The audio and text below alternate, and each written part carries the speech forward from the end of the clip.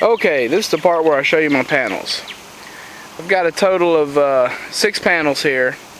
I started with the Harbor Freight system, the 315 watt panels, and then as I started playing with it, I added 3 more 80 watt panels each. I basically just built me a frame out of angle iron. You can see this, bring it around, and just mount them right to the frame. That's not technically the way to do it, but it works. Like I said, I'm a hobbyist, so you know, you use stuff what you got. But it's actually about 5 o'clock in the afternoon, and we're still getting baked up here. So they're putting out pretty good voltage. I've got them all wired together, positive, negative, to a number 6 gauge, pretty thick wire here, and that goes down to the panel. I'll show you in just a minute. Pretty simple, nothing fancy, but it works.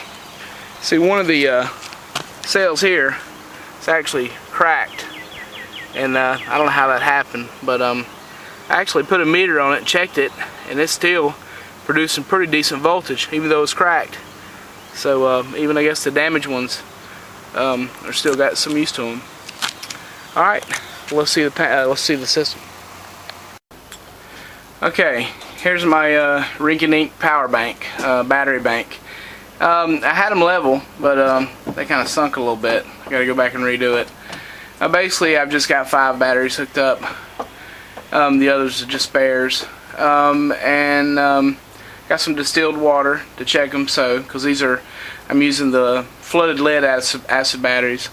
Using the marine type amp hour batteries. They say to use all the same batteries. I try to stay with all the same batteries, but sometimes I'll get some on sale or whatever. So as I can add to it, I've gave me a little room so I could add back to it. But that's my battery bank, and then of course over there are my rain barrels, and I'll show you that on the next video. But it collects rain from the gutters and fills my barrels up. And then I've got them wired to a 12-volt pump, which is right over there. I don't know if you can see it. And then I can irrigate the yard, or the grass, or the plants, or whatever, straight from the battery bank, because they're on 12 volts. So they're not even run through an inverter. They're 12-volt pumps. So that's my battery bank. Yeehaw. Okay. Like I said before, I'm just a hobbyist. I'm not an electrician. So if you want to try to do something like this, you need to have a basic general knowledge of how the way DC and AC works. But I'll run you through what I got and just show you what I got. Got the solar panels coming from up here, going to a quick disconnect that goes into this box, so I can disconnect the solar panels if I want to service the unit. Then what I did, I just recently added this because I just found this. I thought it was a pretty neat idea. So this is called what they call a smart grid tied inverter, which actually pumps power back into your grid, and it pretty much just supplements some of the power that you use during the day. Right now we're showing that it's about 5 o'clock in the afternoon, and I'm still drawing. I'm actually producing 7.7 amps. My batteries are almost fully charged, and they're right at 13%. So they'll probably shut this off here for too long. But the way I wire this up is I just went and got me a regular panel box. This is not, they make them different for the electrical, but I just modify this one to work for what I want to use it for.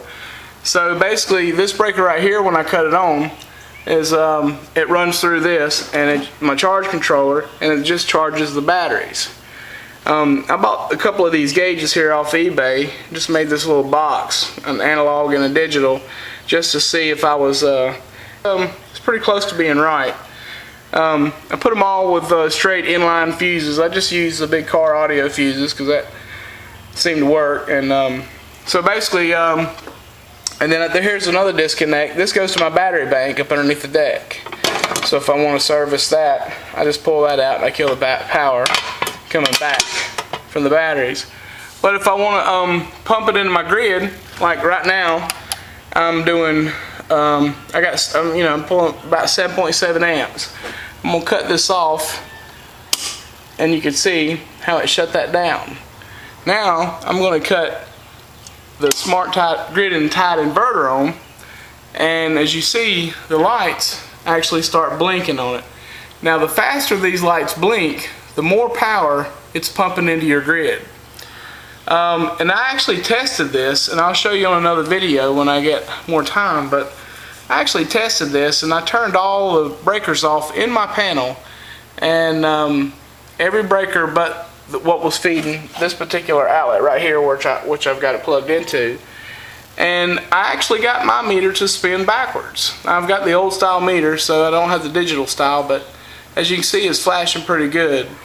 And it's 5 o'clock in the afternoon, you know. I mean, I got the panels in a pretty good spot, so I got lucky with that. So now I'm pumping it back into my grid. So it's not really going to stop my meter from running by no means, but it will supplement some power.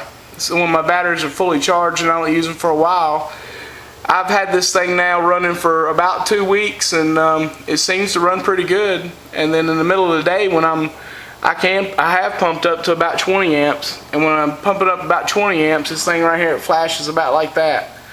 This actually has nothing to do with the solar system. I just hooked that up because I thought it looked cool. So what I've the lower end of the inverter, but it's Chicago Electric, but it does the job though. So anyway, this powers everything on the deck. The ceiling fans, the TV, which I can turn on, and it powers all that stuff just fine. And I can run that for, you know, a while. I could run that and irrigate the yard with the rainwater, no problem. I could run the TVs and the fan for probably, you know, no more batteries than I have, probably a little over a day. Maybe, I don't know, 10 hours. Never really have run it all the way completely down. So, so that's the solar setup. Like I said, it's just homemade. It's always good to have you a fire extinguisher right there at it. But that's pretty much it. And I hope you get some good ideas with it, because just about everything that I've learned how to do here, I've found it on YouTube and just made my own little thing with it. So good luck out there.